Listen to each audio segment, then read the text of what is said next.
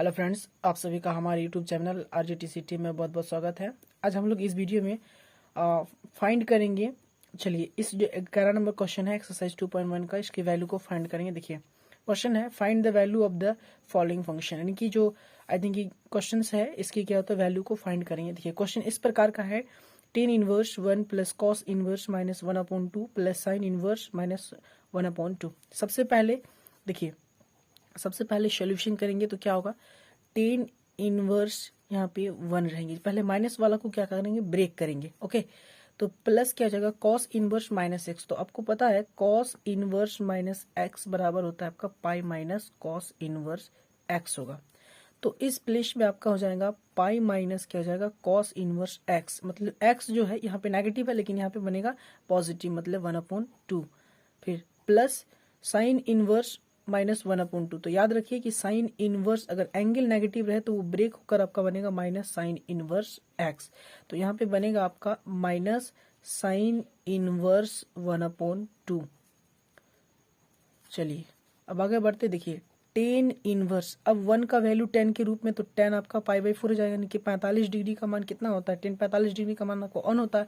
फिर plus pi minus cos inverse 1/2, यानी कि कॉस के रूप में आपका 60 डिग्री, यानी कि कॉस पाई/3 प्लस माइनस में आपका माइनस हो जाएगा साइन, आपका साइन के रूप में 1/2 का वैल्यू हो जाएगा आपका साइन पाई/6।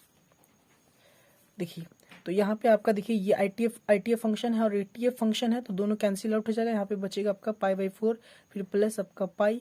देखिए ये भी आईटीएफ फंक्शन है, ये आपका टीएफ फंक्शन है, तो दोनों सेम सेम है, ये कट जाएगा।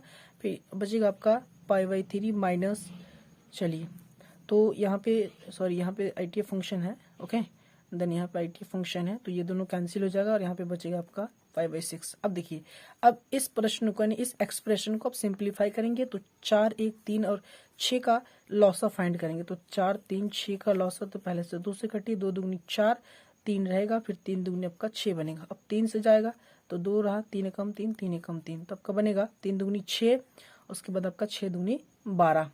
ओके, तो यहाँ पे एलसीएम बनेगा क्या, 12। अब देखिए, प्रत्येक फ्रैक्शन को पकड़ेंगे और उसका डिनोमिनेटर से इसको डिवाइड करेंगे, यानी उसका एलसीएम को डिवाइड करेंगे। तो 4 से क्या होता है, डिवाइड करेंगे 12 को, 3 आएगा, तो उसका न्यूमरेटर से गुना करेंगे, यानी कि 3 पाई बनेगा। यहाँ पे देखिए 1 से डिवाइड करेंगे 12 को, तो 12 बनेगा, नहीं यानी भागफल 12 बनेगा, तो आपका यहाँ पे 12 पाई। फिर माइनस 3 से डिवाइड करेंगे 12 को, तो क्या हो जाएगा आपका 4 आएगा, तो 4 पाई हो जाएगा। फिर माइनस 6 से डिवाइड करेंगे 2 आएगा, तो 2 पाई। अब देखिए पॉजिटिव वाला को जोड़ लेते हैं, तो यहाँ पे आपका बनेगा 12 पाई, और फिर यहाँ पे प्लस 3 पाई है, तो यहाँ आपका बनेगा 15 पाई। फिर माइनस यहाँ पे 4 पाई और यहाँ पे माइनस 2 पाई, तो यहाँ पे आपका बनेगा 6 पाई बटे आपका 12। चलिए, तो आपका बचेगा क्या, 15 पाई में से क्या होता है 6 पाई घटा देंगे, तो आपका बचेगा 9 पाई बटे आपका बनेगा 12। देखिए 3 से कटेंगे, 3 तिया 9 और 3 4 कितना होता है 12, यानी 3 पाई/4 आपका होगा, इस क्वेश्चन का क्या होता है आंसर होगा। ओके, चलिए अब आगे बढ़ते हैं। चलिए क्वेश्चन नंबर 12 देखिए, तो यहाँ पे सबसे पहले क्वेश्चन जैसा है उसको उतार लीजिए, चूंकि कॉस इनवर्स 1/2 फिर प्लस 2 साइन इनवर्स 1/2। अब देखिए इस प्लेस पे और इस प्लेस पे क्या होता है, यहाँ पे कॉस के फॉर्म में 1/2 का वैल्यू रखेंगे और यहाँ पे साइन के फॉर्म में 1/2 का वैल्यू रखेंगे। तो देखिए कॉस इनवर्स, अब यहाँ पे 1/2 का वैल्यू कॉस के रूप में कितना होता है, तो हमेशा याद रखिए ये 60 डिग्री बने कि कॉस आपका पाई/ क्या होगा 3 होगा। एंड याद रखिए कि कॉस पाई/3 बराबर आपका क्या होता है, इसका वैल्यू कितना होता है 1/2। और साइन का आपका हो जाएगा पाई/6, साइन पाई/6 बराबर आपका हो जाएगा 1/2। इसको नॉर्मली अगर हम लिखेंगे तो याद रखिए कि साइन क्या होता है 30 डिग्री का जो वैल्यू होता है 1/2 होता है, और कॉस जो क्या होता है आपका 60 डिग्री का जो वैल्यू होता है वो आपका 1/2 होता है। अब देखिए फिर प्लस यहाँ पे 2 into sine inverse, okay, then इसका वैल्यू क्या जाएगा 1/2 साइन के रूप में, तो आपका बनेगा साइन 30 डिग्री, यानी कि पाई/6 बनेगा आपका, साइन क्या बनेगा पाई/6 बनेगा। ओके, अब देखिए साइन साइन कट जाएगा क्योंकि एक आईटीएफ फंक्शन है, टीएफ फंक्शन यहाँ पे भी कैंसिल आउट हो जाएगा। ओके, देन बचेगा आपका पाई/3 फिर प्लस 2 इंटू, और देखिए इस जगह में ये एंगल बच रहा है। ओके, देन आपका हो जाएगा पाई/6, तो 2 एकम 2 और यहाँ पे 2 दूनी 6 हो जाएगा, तो यहाँ पे आपका बचेगा पाई/3 फिर प्लस आपका बचेगा क्या पाई/3। देखिए π/3 तो कॉमन ले लीजिए, तो आपका बचेगा 1 + 1, तो आपका हो जाएगा 2π/3। तो आपका 12 नंबर का क्वेश्चन कुछ इस तरह का होगा। ओके, चलिए क्वेश्चन नंबर 13, इफ, देखिए क्वेश्चन नंबर 13 क्या कह रहा है कि इफ साइन इनवर्स x बराबर y, यदि साइन इनवर्स x बराबर y यानी कि कोई ITF फंक्शन बराबर y दिया है, देन उसकी क्या होता है, आई थिंक कि मान लीजिए कि आपका दिया है साइन इनवर्स क्या होता है x बराबर y, और आपको हमने क्या होता है, आई थिंक कि इससे पहले जो वीडियो बनाए थे फॉर्मूला से रिलेटेड ITF फंक्शन का, उसमें बताए थे।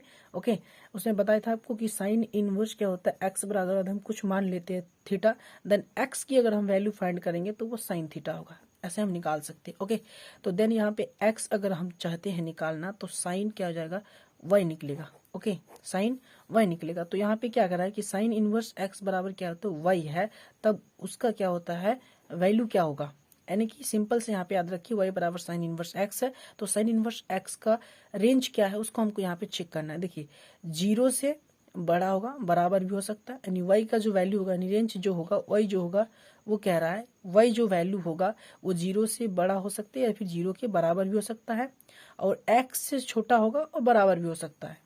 देखिए दूसरा नंबर कह रहा है कि -π/2 से बड़ा भी हो सकता है, बराबर भी हो सकता है, मतलब π/2 से बड़ा भी होगा और बराबर भी होगा।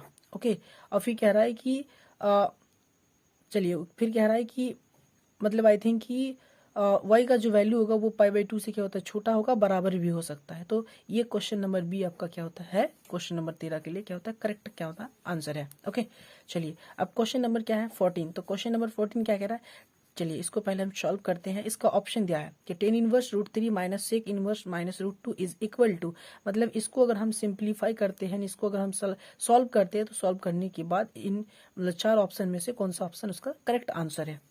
देन चलिए स्टार्ट करते हैं इसको सॉल्व करना। पहले तो tan इनवर्स √3 - sec इनवर्स -2, देखिए यहाँ पे नेगेटिव नहीं है तो इसको ब्रेक नहीं करें, डायरेक्टली हम tan के फॉर्म के रूप में इसके वैल्यू पुट कर देंगे। तो tan इनवर्स √3 कितने वैल्यू होते हैं, तो हमेशा याद रखिएगा कि tan आपका 60 डिग्री का वैल्यू √3 होता है। अब इसको हम रेडियन में लिखेंगे तो tan क्या लिखेंगे, π/3। तो देन यहाँ पे आपको आपका चलिए tan क्या हो जाएगा, π/3, फिर माइनस यहाँ पे जाएगा आपका सेक, चलिए पहले इसको ब्रेक कीजिए। देखिए सेक इनवर्स -x है, तो इसको अगर हम ब्रेक करेंगे तो बनेगा पाई माइनस सेक इनवर्स 2 बनेगा।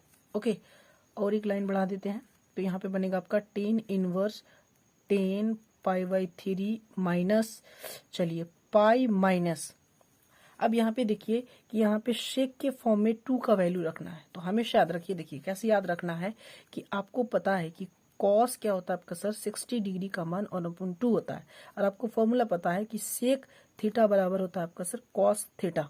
ओके, तो आपको सेक कितने चाहिए, सेक आपको यहाँ पे मतलब आई थिंक कि सेक मान लीजिए कि यहाँ पे एंगल अगर हम 60 रखते हैं तो यहाँ पे आपका क्या जाएगा 1/1/2, मतलब यहाँ पे 60 डिग्री रखेंगे, थीटा इक्वल टू 60 डिग्री रखेंगे तो यहाँ पे 2 बनेगा, यानी यहाँ पे आपका डायरेक्टली बैठेगा क्या, यहाँ पे आपका बैठेगा π/3 बैठेगा। चलिए यहाँ पे ITF फंक्शन को इधर लिख देते हैं तो यहाँ पे बचेगा। ओके, अब आगे बढ़ते, देखिए tan inverse, okay tan inverse, चलिए डायरेक्टली यहाँ पे कैंसिल आउट कर देते हैं, दोनों ITF फंक्शन है और TF फंक्शन है, कैंसिल आउट हो जाएगा, बचेगा क्या π/3 माइनस, अब यहाँ पे देखिए ये भी ITF फंक्शन है और TF फंक्शन कैंसिल हो गया, अब यहाँ पे बचेगा आपका पाई माइनस π/3 बचेगा। ओके, देन यहाँ पे हम लोग सिंप्लीफाई करते हैं, π/3 इसको अंदर ही करते हैं तो 3, तो यहाँ पे आपका 3π माइनस क्या हो जाएगा पाई, तो यहाँ पे आपका बचेगा π/3 माइनस आपका बचेगा 2π/3। देन इसको सॉल्व करते हैं आगे, देखिए इसको यहाँ पे सॉल्व करते हैं, तो यहाँ पे सॉल्व करेंगे तो यहाँ पे क्वेश्चन क्या बचा, लास्ट में आपका एक्सप्रेशन π/3 माइनस 2π बटे आपका 3 बना। इसको अगर हम सॉल्व करते हैं तो 3 LCM आ जाएगा, 3 से 3 को डिवाइड करें तो 1 बचेगा, पाई माइनस 2π, यानी इसका आंसर आपका क्या हो जाएगा -π/3 हो जाएगा। -π/3 क्या होता है, इसका आपका आंसर निकला, यानी कि इस एक्सप्रेशन को हमने सॉल्व किए तो सॉल्व करने के बाद इसका सोल्यूशन -π/3 आया। तो देखिए ऑप्शन नंबर ए तो नहीं है -π/3, ऑप्शन नंबर बी आपका -π/3 है, तो ऑप्शन नंबर बी आपका क्या होता है करेक्ट आंसर होगा। तो आई होप आपको क्या होता है एक्सरसाइज 2.1 के जो आई थिंक शेष क्वेश्चन थे, क्वेश्चन नंबर 11, क्वेश्चन नंबर 12, 13 और 14 आपको अच्छी तरह से समझ में आ गए होंगे। तो यदि वीडियो अच्छा लगा तो वीडियो को लाइक कीजिए, यदि चैनल पर नया है तो चैनल को सब्सक्राइब कीजिए।